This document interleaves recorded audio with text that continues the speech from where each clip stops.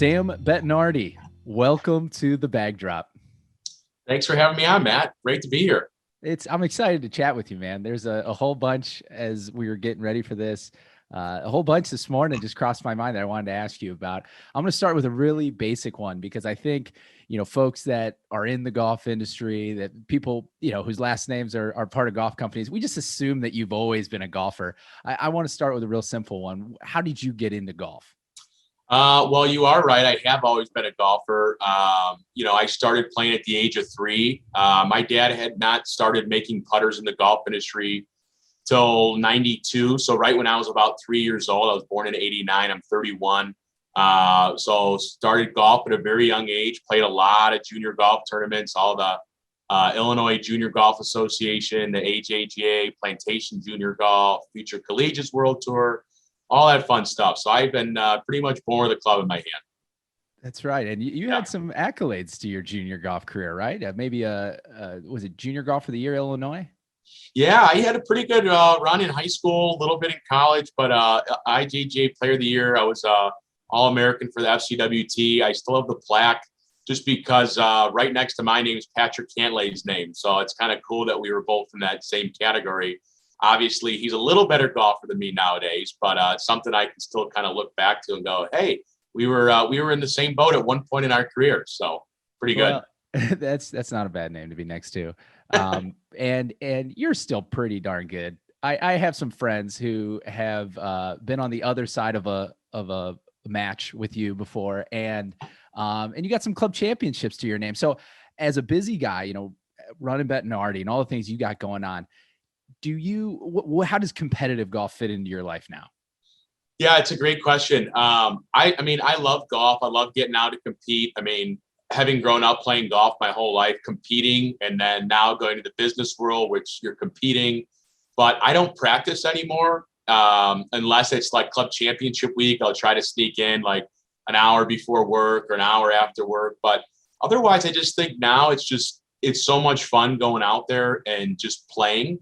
You don't have time to practice. I have 2 kids. So it's like, hey, when you're out there, I'm loose, I'm free. I just want to score and have fun. So I think in a weird way, that's actually helped my golf game, not focusing on, how do you get better and, where's your hands at the top and what should you be, how's your breathing and all these different things that maybe affect the mental side of golf, where now it's just free. And I honestly could say I'm playing the best golf of my life, just enjoying it and having fun. So it's pretty cool. Hey, I'm waiting for that parenthood, relaxing game to come into effect. I stink right now, Sam. My game has taken a hit. I got a 6-month-old at home. What tips do you have for the new dads and the new moms trying to figure it out? Just go play golf. Just tell your wife you got to get out of the house. And I think that should help and just get your mind off all the fun that parenting has to go along with it. And because you don't have as much time, that precious time on the golf course is very precious. So enjoy it and just, let that time be used to clear the mind and hopefully get a little bit better at the game. That's good advice. I was, perusing the site. We're going to talk about some of the PGA pros that Bettinardi works with. And I think everybody's interested in that. Something else I'm interested in is, you guys are a Chicago company through and through, and you're a Chicago kid, growing up. You've had the opportunity to hang out with a lot of Chicago legends of not just golf, of sport. I saw you guys did a collaboration with Scottie Pippen.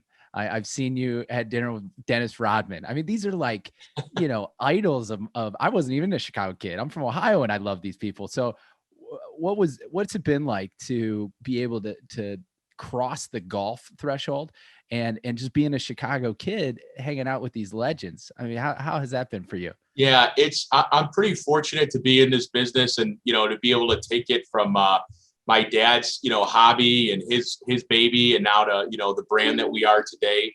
And, the amazing part about golf is it brings so many people together, whether it's, snowboarders or basketball players or actors, any kind of industry so to be able to have that and have our Chicago roots, we make all of our product here in Tinley Park, which is about 35 minutes from downtown Chicago.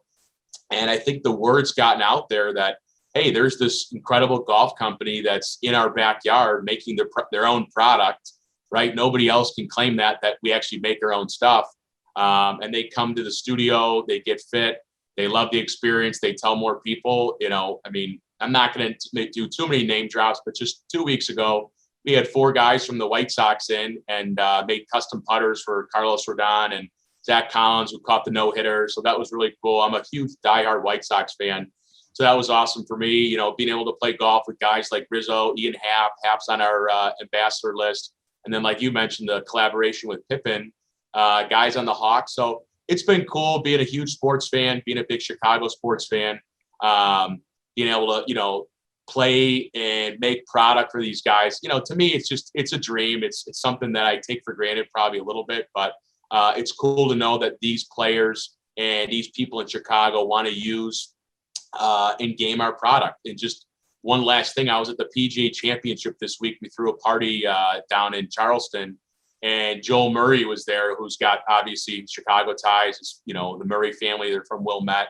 And just going back and forth, trading stories. They're diehard Cub fan. We're diehard White Sox fans. So golf connects so many people. That's the amazing part about this game, and the fun part about being in the golf business. Yeah, absolutely. I'd imagine that when you're playing with Hap and Rizzo, I mean, and you're a Sox fan and you're a competitor, how badly do you want to beat those guys just to protect?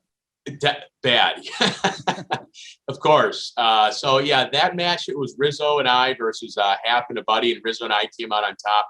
But later on in the round, Rizzo did find out I was a White Sox fan. He couldn't believe it, but that didn't stop us from taking home the cheese on that round.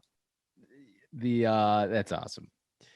Another Chicago thing I wanted to ask you about was you and I both serve on the Leadership Council for the Western Golf Association. Evans Scholars. This week is actually the Evans Scholars Invitational. We're partnering up with them. Give me a sense of you've been very involved with them since I've been involved with them, and I just love to know, what does that work on that committee, the work that the Evans Scholars do? What does that mean to you as a golfer? Yeah, it means a lot. I went to Marquette University, which did have an Evans house, and, played on the golf team up there and made a lot of friends with, kids in the Evans house that I still talk to and see a lot today. And just kind of having that mutual respect. I was a collegiate athlete, they're on the, through the Evans program, played a lot of courses, had a lot of caddies that have gone through that, and just respect what they do. I think it's great how they're able to get, a full 4-year ride, actually better than a lot of collegiate athletes get, to go to school and help out kids that maybe not come from the most, affluent families, and be able to get a 4-year ride. And just seeing some of the success my friends have had has been tremendous, not coming out of college with tremendous student debt, going right into the business world, network. Again, another great thing about this game, golf connects so many people. So the caddies and what the Evans program has done is networking with, big business people, influential people in the Chicagoland, whatever clubs the Evans Scholarship has now grown to across the entire country. It's been awesome to see. And we're huge supporters, John Kaskowski, Vince Pellegrino, the guys up at the WGA, and my friends that are on the committee and running it. A lot of fun, and just, so proud to be involved in that. And the WGA is in our backyard. So it's a great partnership, and I think super fitting for Bettinardi Golf. Yeah, I joke. I've been lucky to have plenty of Evans Scholars on the bag, and I joke with them every time that I put all my hours and all my attention into hitting golf balls on the range, and I got a 10th of a scholarship that was hard to keep. And they got, I didn't know that. I just should have studied more, and I should have picked up more golf bags and actually caddied, because you talk to those kids, and it truly is life-changing. It's totally life-changing. So, and again, I witnessed it. 3 of my closest friends are Evans Scholars. So it's amazing. And again, we're so proud to be involved in it, and being in our backyard makes it even that much more special. So it's pretty cool. So let's get to Bettinardi, because I'm interested in you, Sam, as a golfer, as a person, but as a business owner. That's one of my favorite things to have on the show, is people that are entrepreneurs that have taken on risk in their lives, and but partially because I have as well. So I really do enjoy these conversations. What I'm curious for you is, what was it like? You worked in finance prior to coming to Bettinardi. What was it like, stepping into to Bettinardi? And when did you know that you wanted to, follow the golf footsteps of your father? Yeah, it's a great question. Stepping into the company, I started here essentially right after college, having gotten a degree in business management and did some, like you said, a little work in finance with Merrill Lynch and the Gelber Group. But it was something I knew I always wanted to do, having been I guess a thoroughbred golfer my whole life, being ingrained in it since a very young age. I knew I wanted to get some experience outside. I was able to do that a little bit. But the time when I joined the company, we were kind of at a turning point where in 2008, we left Mizuno, and 09 to 12, we were on our own, just trying to build Bettinardi from the ground up. And we were able to sign Matt Kuchar in January of 2013, or the talks of it. And that's when I joined the company. And my father, Bob, told me, he goes, hey, why don't you start working for us now instead of doing something else for, 2 to 4 years? I kind of need you. I need someone to help sell and market it. And that was the best decision I ever made, just because I know I'm going to be in this business for the rest of my life. And why not learn this business? There's so much to learn. So why not learn this the best I possibly can now? I mean, I think it's been 9 years and there's still so much I don't know and would love to keep getting my hands in. So coming in, then being here 8 or 9 years, it's been a great ride, and just trying to soak up as much as possible. You learn a lot in college, but you really don't learn that much until you get into the real world, in my opinion. I think one of the funny things my dad always jokes about, right after college, my desk was, 10 feet from his office at a little round table. And he goes, Sam, great job getting your degree, but now you're going to get your master's in business from me in about a year. So, and he was right, just learning how to talk to people, how to make phone calls, dealing with people. We have 100, when I started, I think we had 60 employees. Now we have 140 employees here. So it's just dealing with all the different departments, again, because we manufacture everything in-house. So from our paint filling, our polishing, our club assembly, our Studio B, sales, marketing, design, distributorship, the legal side of things, the financial side, there's a lot to learn. And the thing that I want to keep learning from is, again, the milling, the manufacturing, the materials that we're using, how we're making things start to finish. I mean, that's a lot. Supply chain management. So just being able to just soak up and spend time in each different department has been extremely valuable the last 8 or 9 years I've been here, and hope to continue to grow and expand my skill set with all those different departments. You mentioned Cooch. So I that aligned with you joining the company. I didn't know that. My first question on Matt Kuchar is, can you arrange a meeting between him and my wife? My wife thinks she's in love with Matt Kuchar, and has been since I've known her.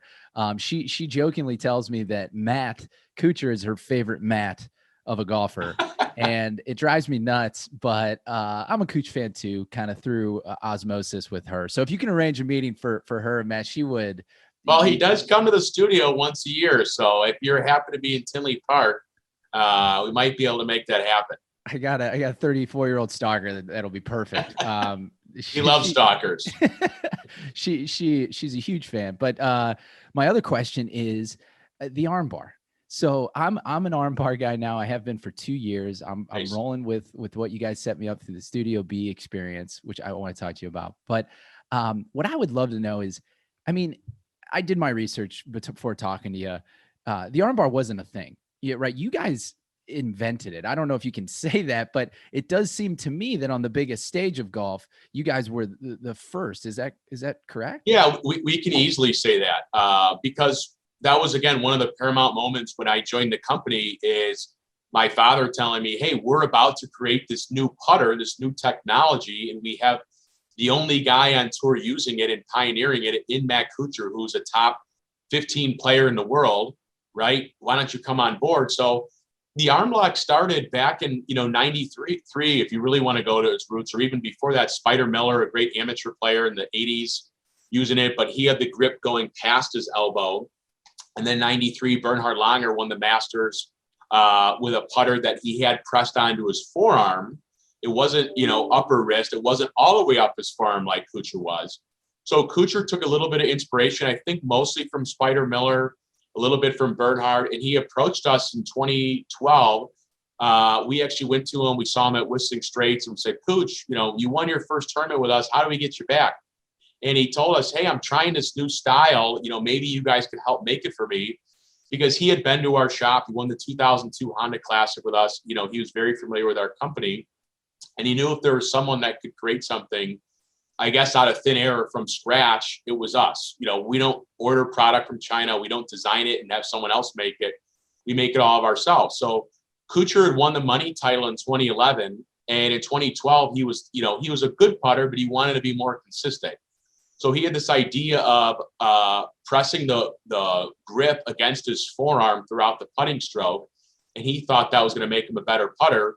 So it came down to us and two other putter companies. And basically in December of 2012, he said, you guys did it. You nailed it. And it must have taken 25 to 30 different heads, varying offsets, varying lofts, different head shapes, everything you could possibly imagine, to turn into what it came into in 2013 when we brought it to the retail market.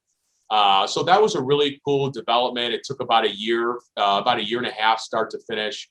And now, we're still selling them. I'd say we're the leader in arm lock technology, being the only milled putter company to have one out there, available for consumption. And it's funny, we see the arm lock sales kind of go in waves. So depending on who's using it, you got guys like DeChambeau, Keegan Bradley, Webb Simpson, of course, Kuchar, having a lot of success with it. Will Zalatoris. Yeah, Will's exactly. Zalatoris at the Masters. So a lot of those guys are putting very well, and they're consistent, and people see it on TV and they Google arm lock putters and we come up first because, again, we've been doing it for 8 years. So it's really cool to be able to be at that forefront. It's definitely not for everybody. A lot of people that I've seen the last 8 years, some of them will pick them up, they'll grab it and they go, I don't like it. Where other people will grab it and they'll go, wow, this makes a lot of sense.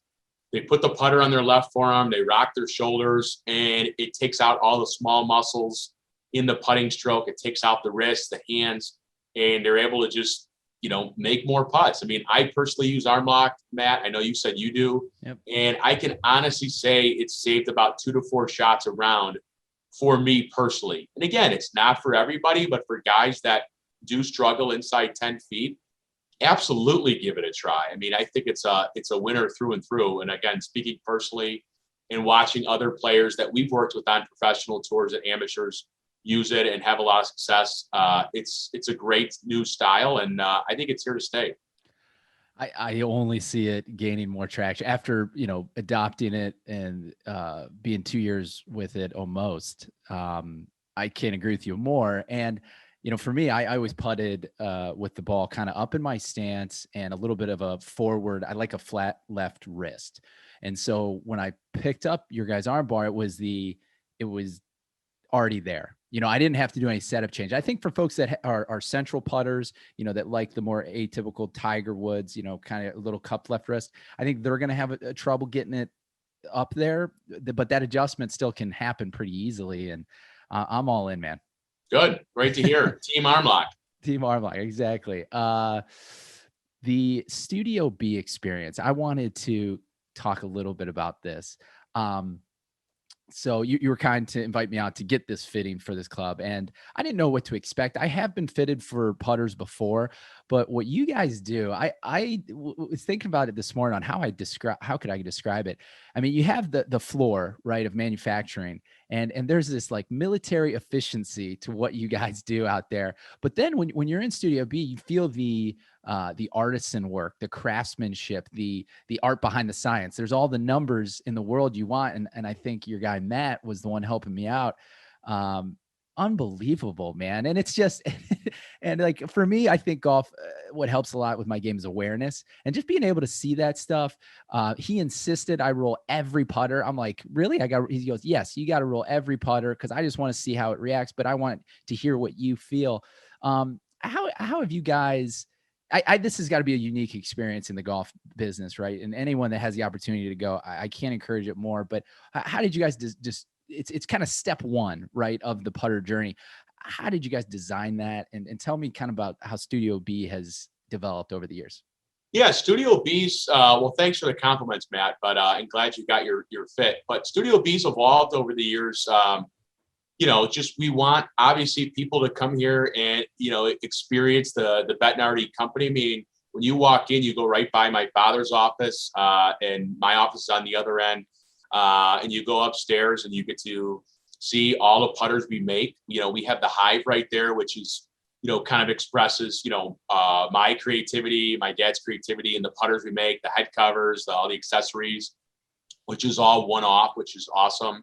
And just trying to keep that stocked is a whole nother conversation with the people coming in and wanting what's in the hive. But when you come in, putting's all about confidence. This is what's always been instilled in me, and just throughout the years I've learned. You want to look down at something that you can make putts with. So that's why Matt Isaacson, who's our lead fitter over there, told you, hey, try everything. So when people come into the studio, we probably have our whole production range, which is 18 to 19 heads, and we have another 50 putters in the hive. So you have about 70 or 80 putters to try. All varying head shapes, different finishes, different face millings, different necks, different alignments. So what we do is if someone comes in and wants to try, 5-7 putters, that's great. They may go, wow, I really like the look of these 3. Then we'll bring them in the room next door and we'll put them on our Quintech fitting system, which is a absolutely stunning, state-of-the-art fitting system that we work with Paul Hurion over at Quintech.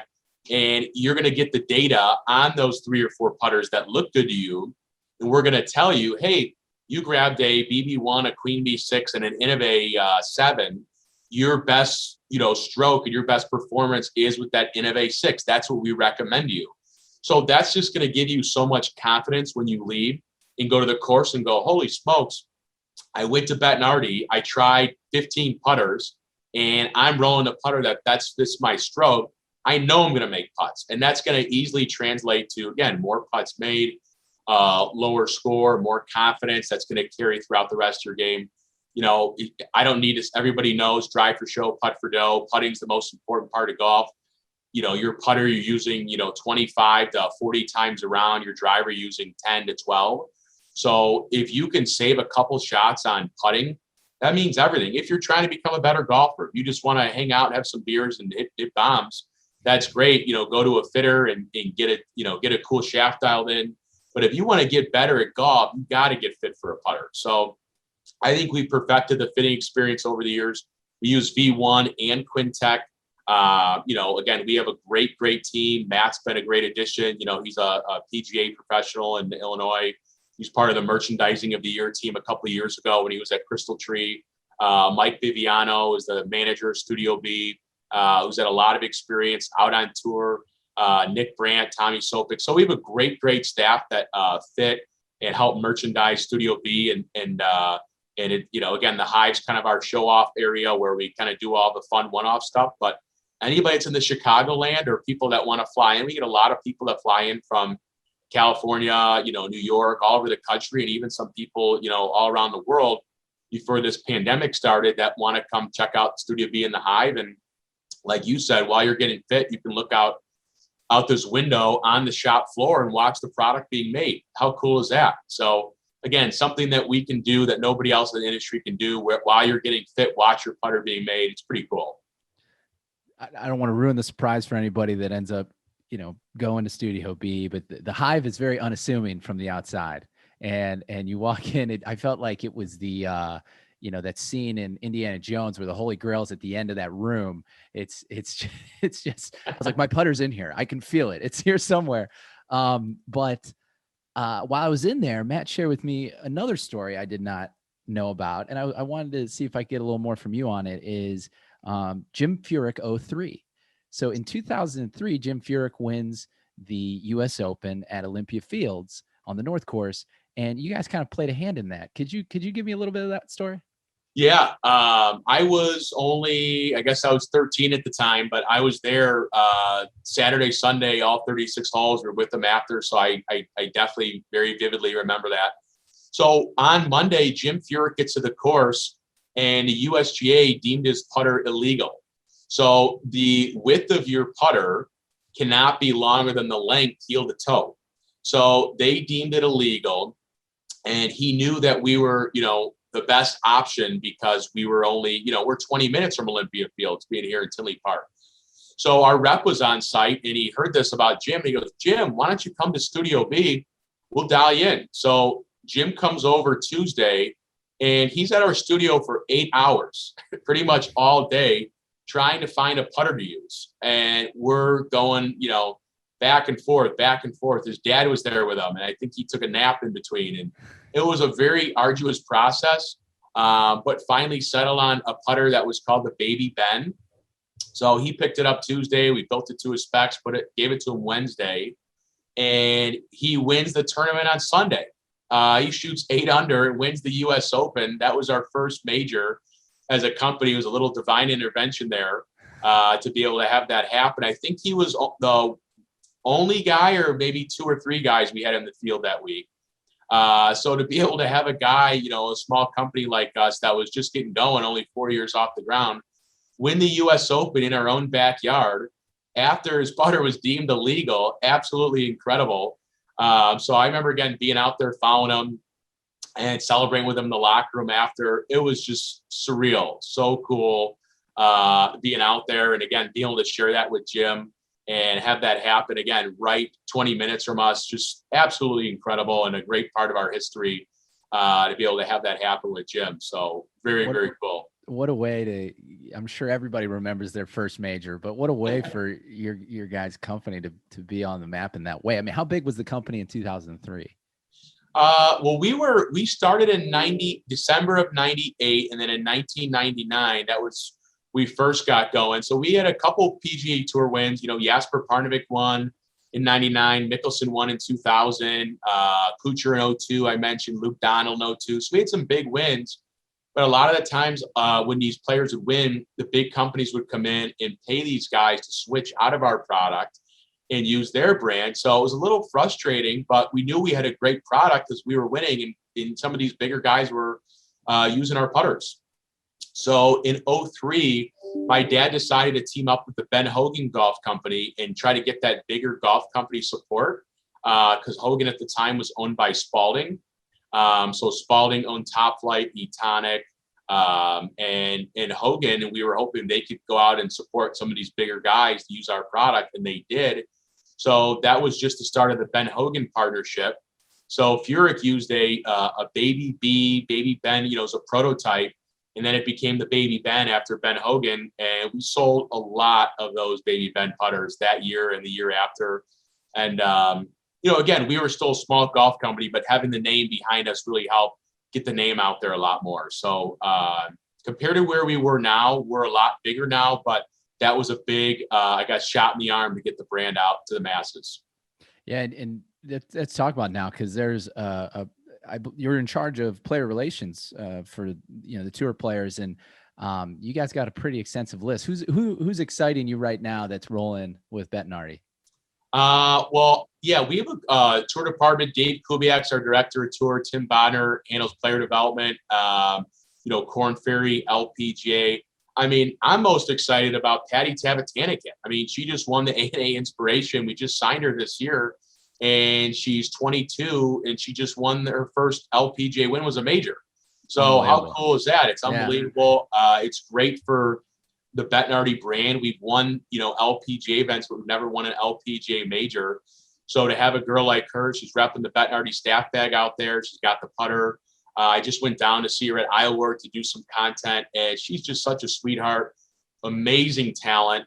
She just went to Asia and Singapore and Thailand, finished T3, already, third on the points list. So she's really exciting and kind of reminds me of Tiger at her age, coming on and just dominating. She bombs the ball. So in terms of our whole staff, I'm really excited about Patty. On the men's side, of course, Sam Horsfield, he was second place in the PGA after round one, won twice in the European Tour last year. Matthew Fitzpatrick, top 15 in the world. Kuchar, longtime staffer. Jason Kokrak won last fall, got his first breakthrough win. He was like 180th in putting on the tour. We signed him now. He's top 30. So great to have him come to Studio B, do some great work. And just developing other guys in the Korn Ferry Tour. So we have about 7 to 8 guys in the PGA week in and week out, 7 to 10 in the Korn Ferry, 7 to 10 in the LPGA. And just watching these players go to the next level is a lot of fun. You know, we were watching golf all the time on the weekends, and it's exciting. You know, I think the last 4 to 5 years, we've had over 20 to 25 professional wins. You know, again, getting that major out of the way this year was huge. And it's a really, really fun time, Matt. It's really cool to watch these guys getting in and girls getting into our product, and most importantly, winning. It validates the brand, not only here, but around the world. And it's cool. A lot of fun. It's got to feel, not many people have the feeling of watching television and, you know, your favorite professional golfers. And when the camera zooms up on that big putt, you know, you get to see your guys' hard work right there in your hands. That's got to be a cool feeling. It never gets old. Let's just say that. It's so much work. And a lot of people don't realize, you know, the putters that you see the players using, it's not just like we made them a putter and then there it is, or they came and got fit. There's a lot of work that goes in behind the scenes with, let's say a guy like Horsfield, we've probably made, you know, over 30 putters in the last couple of years just to dial in what he's using now, whether it's the swing weight, the face milling, the overall weight, the alignment, the finish, you know, Patty getting her with a face milling, a swing weight. I mean, it never ends. Kuchar, we've been making him a lot of putters lately because he's been trying this right-hand arm lock style. If you've seen that at negative loft. So it's a lot. And, you know, having to stop some of our machines that are making the production models like the Queen Bee series, the BB series, to break in and make a prototype for Matt Fitzpatrick, or to make a prototype for a top 10 player in the world. You know, we have to do that to be able to compete on the biggest stage.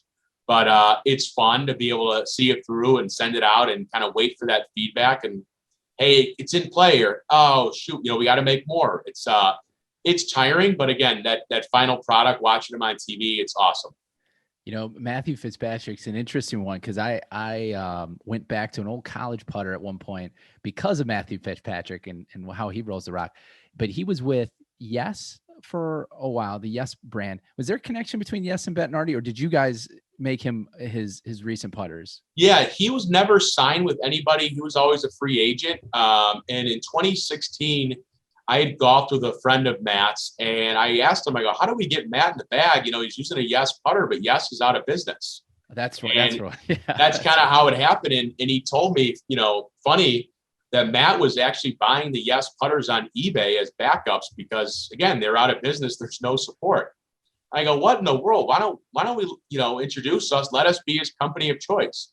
So working with Matt basically saying, hey, if you can match my gamer, I'm in on Bettinardi. So there was a process that took years. You know, it took about 2 years to get it into play, 4 years to get him fully committed to the brand because of all the nuances. I mean, Matt's one of the top 5 putters in the world, hands down. I think he's number 2 on the PGA Tour right now in putting stats. But the amount of detail that goes into what he sees versus, let's say, what you and I would pick up is unbelievable. And it's a true testament to how good these guys are and how good Matt is.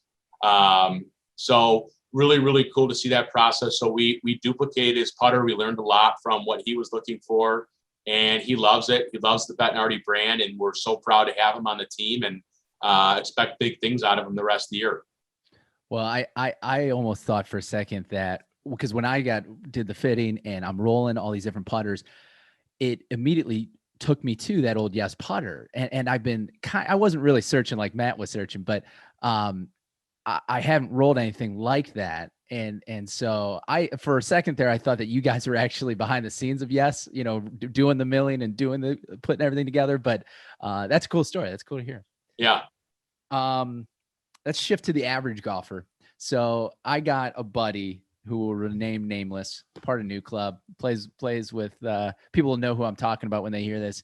You know, he uses this janky putter that is from probably 30 years ago, and it's just beat to hell. Like the face has dents in it. You know, it's like, I don't know what he's been using it for, but more than putting. And it clearly doesn't fit him. You know, you see where his eyes are over the ball. You're like, this thing, and I don't think he enjoys putting. He just doesn't enjoy it. So how would you talk a guy like that into, you know, trying something else out? Yeah, tell your buddy to take his communion money out and come to Studio B. No, guys like that. I mean, like I said earlier, Matt, it's if you want to become a better golfer, you got to get fit. And I'm not just saying you have to come to Studio B. Go to one of our retailers. Go try different putters.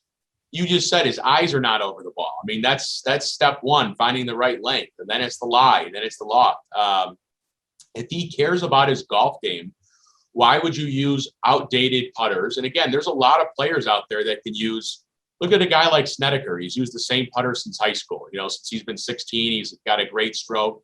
There's nothing wrong with the putter, but that's fit him, and he's changed. You know, he's used that so long, and he's become so comfortable with that putter that he's been using. He'll never switch, but it fits him, and he knows how that putter works. Your buddy has no idea. He probably pulled it out of his garage, or his uncle or his dad gave it to him, and he just uses it.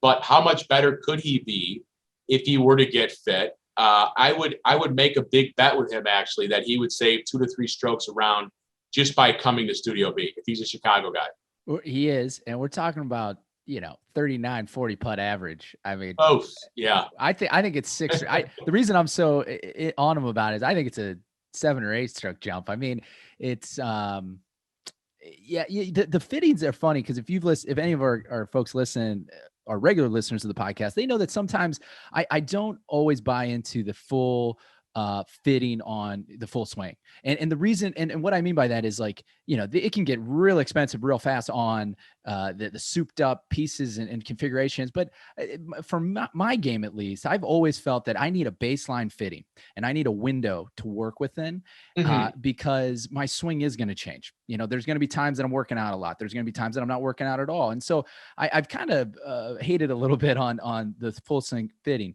But if anybody, maybe I haven't talked about the putter fitting, I am such a believer in a putter fitting because for me, the biggest part is the eye test. It's an eye test. Like, we need to know what eye is dominant. We need to know where your eyes are over the ball. We need to know that. And the beauty of a putter fitting, to me at least, is that you can more consistently have the same putting stroke versus the long swing. It's a smaller movement. It's a smaller setup.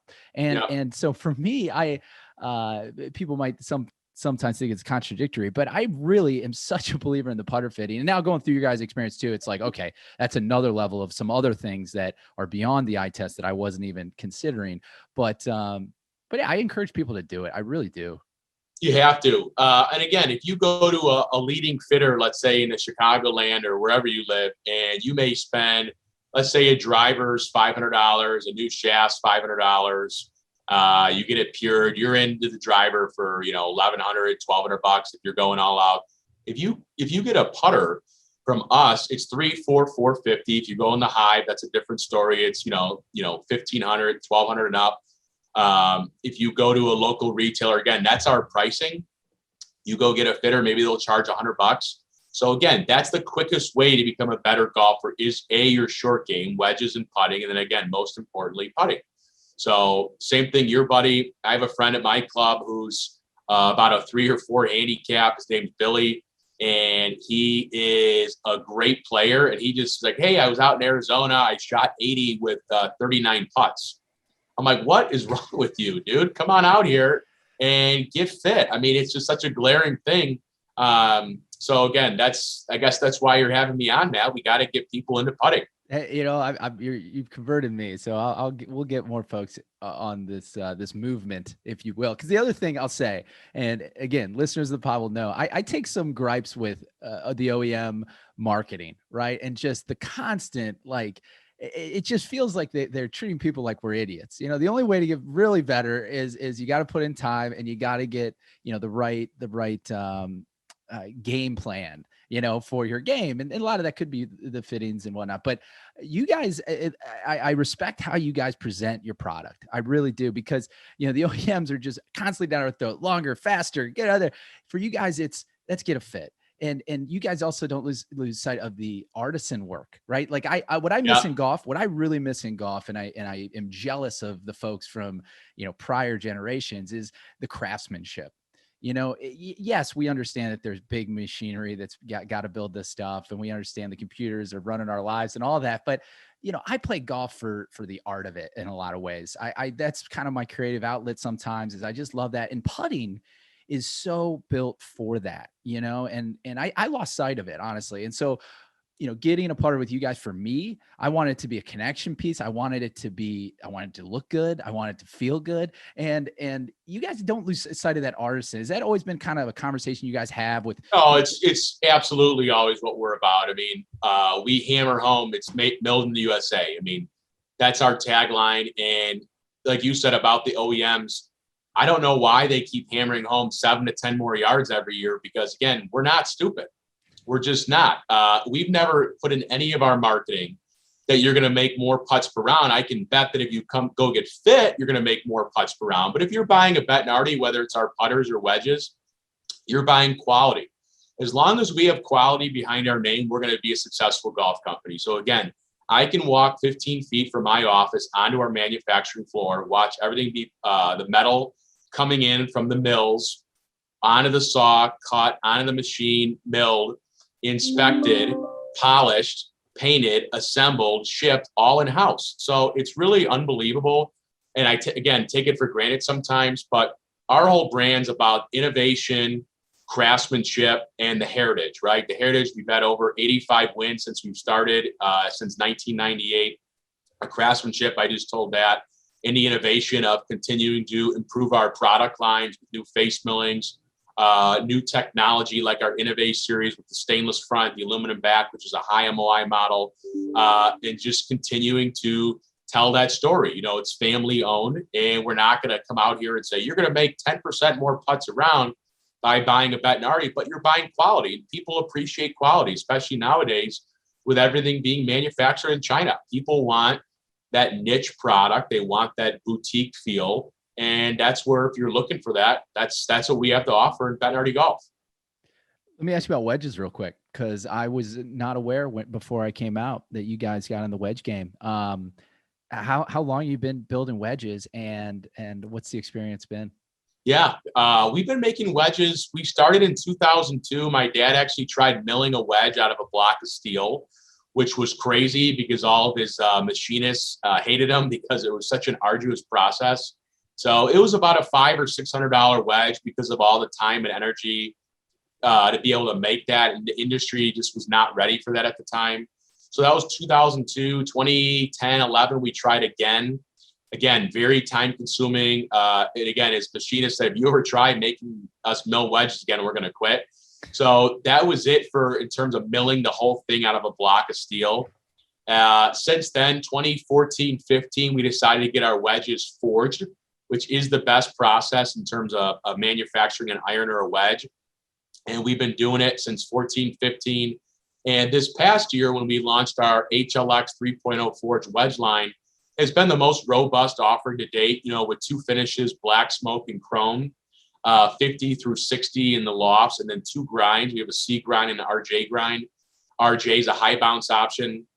And the most exciting part for us is, again, people know us for putters, and I don't want to just have people think, hey, they're just making wedges to make wedges. We nailed it this year. Our wedges are 15% lower launch and 15% higher spin than the leading wedge manufacturer. So that's data from Club Champion. They proved it out on their TrackMan and their fitting software. So we got to continue to tell that story. And fitters, that's where you can go get fit for our wedges. You got to go to fitters. I don't recommend, you can buy them off the rack. That's great. I mean, my wedges are off the rack. They're customized, of course, because it's my company. But in terms of the specs, I was never fit. I got our wedges. They look good to me. And everybody that plays them loves them. They don't understand why they're not in more players' bags. But that data that we do have more spin and lower launch is huge. It's not a higher handicapper's wedge, 18 and up. I'd say it's more of it's not a game improvement club. It's a player's wedge. So if you're a good player and you like clean classic lines, you like a nice forged product, then got to give the Bettinardi wedge a try. Yeah, the wedge fittings are another thing that I kind of lost sight of, but grind and bounce. I mean, how important is grind? Like you said, probably, I can see same benefits, 15 to 10 handicaps, but if you don't know what grind and bounces are best for your game, the way you chip, the shots you hit, like you need to go find out because it is drastic. And even for me is like I travel a lot. I play a lot of different golf courses. Some are firm, some are soft, but Yep. understanding what my bounce does makes me a better golfer. And if you don't go do it and ask good questions and just chat, chat with the fitter like that, that's another one that I'm also a big believer in. So Yep. There's a good chance, again, back to short game, you're going to use your wedges almost every hole, right? Whether it's a short par 4 and you're hitting your 52 into the green, you miss the green, you need to get up and down. So short games, is golf. That's the name of the game. So we want to own the short game category, and I know we've made some great strides last year with our new wedge line, and it's fun customizing them and being able to get out there and start making some headway into the wedge market. The way I'm hitting the ball, I'm using my wedges a lot, way too much. So I might be your next customer. Okay, I got one last thing for you, Sam. It's called the 19th Soul. We're doing it with all of our guests this season on the Bag Drop. I've taken 35 questions from Marcel Proust, who was a French novelist trying to get to the truest nature of an individual. We're not doing that. What we're trying to do is find the soul of the golfer. So I have 18 questions for you. Some of them can get pretty deep, just warning. Okay. But we got 10 minutes here to go. Short answer. First thing that comes to your mind, let it fly. Sam, are you ready? Let's do it.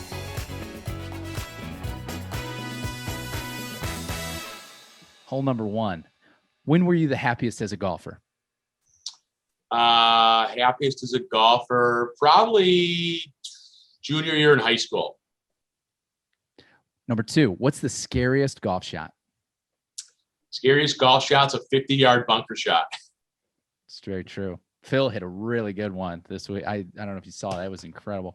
Number 3, what is your go-to order at the halfway house? Transfusion.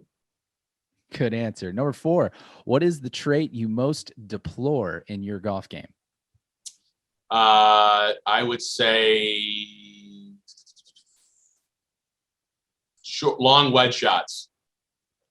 Number 5, what is the quality you most look for in a playing partner? Have a great conversation and keep up with the pace of play. Pace. Number 6, what is the trait you most deplore in other golfers? Pace of play. Number 7, what words or phrases do you most overuse on the golf course? Oh, that's a good one. Press. Number 8, what golfing talent would you most want to have? I would love to hit the ball a little bit farther. Bombs. I want to hit bombs. Hit bombs. Number 9, what is your most treasured golf possession? Ooh, most treasured golf possession. I got a flag in my basement signed by the Open champ, Francesco Molinari, after working with him when he won the Open. To Sam, thanks for all the help. That's pretty cool. From the Open champ. That's really cool. And that duel with Tiger that Sunday is still one of my favorite major. Justin Rose, Xander, everybody. Speed. Yeah. So good. That's a good one. Number 10, what's the one thing in your golf bag you should throw out?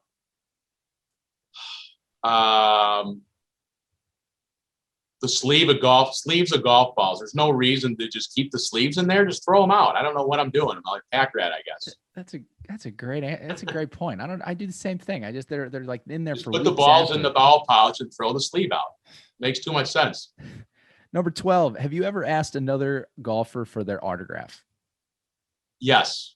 Francesco, I don't know if you asked for that one, but I didn't ask him. But when I was a kid, I was an autograph hound. I'm like, with just being kind of like a little collector. I collect scorecards, flags, pencils. I'm kind of like a junkie in that regard. So as a kid, autograph hound for sure.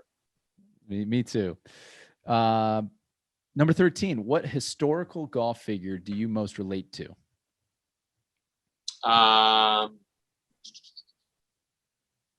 Payne Stewart. That's a pretty good one.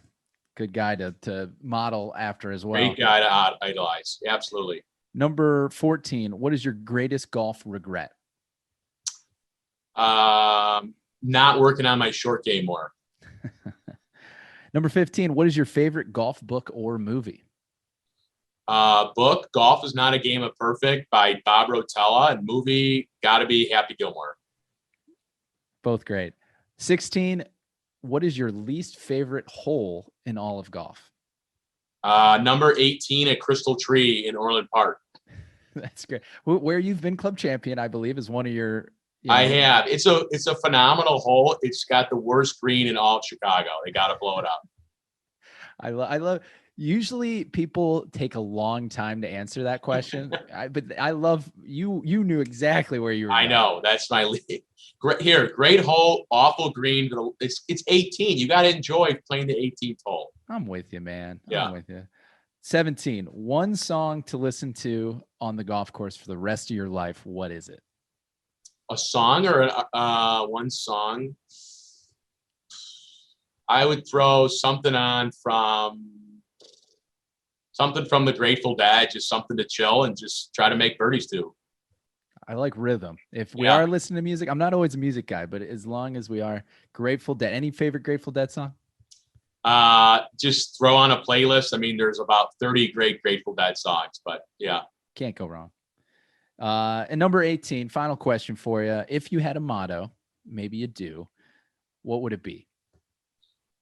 If I had a motto, I don't necessarily have a motto.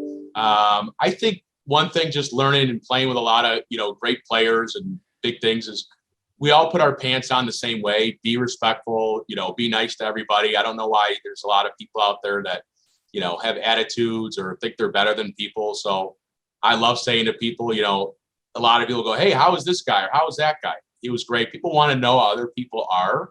I think that's human nature. And I love saying we all put our pants on the same way.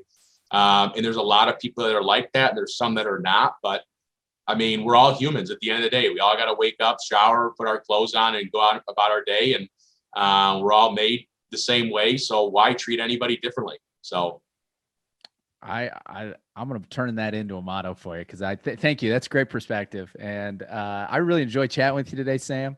I'm excited we got a little surprise coming up from Bettinardi for some of our member guest champions. So I'm really excited about that. And just thanks for being with us. Absolutely, Matt. This was a great conversation, and let's go tee it up soon. And if people want to check you out, check out the company, where should we head them? Where should they head? Check out Bettinardi.com, excuse me, and then check out our Instagram, Bettinardi Golf. You can follow us. We've got a great team, great content on there. Always new hype releases, new content with our players, and appreciate you guys listening in and learn a little bit more about the brand. Thanks, Sam. We'll talk to you soon. Thanks, Matt.